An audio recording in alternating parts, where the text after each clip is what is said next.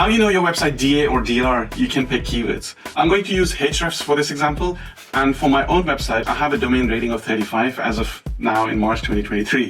When I search for the keyword lead nurturing in Ahrefs, it shows me that this keyword is hard to rank. And I would need 81 websites to link to my site to stand a chance to rank in the first top 10 rankings.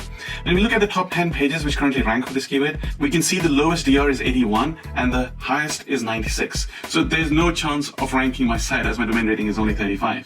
The alternative is to find long tail keywords which are less competitive. Long tail keywords are specific and highly targeted phrases that typically consist of 3 or more words. They are more specific and less common than shorter, broader keywords and often have a lower search volume.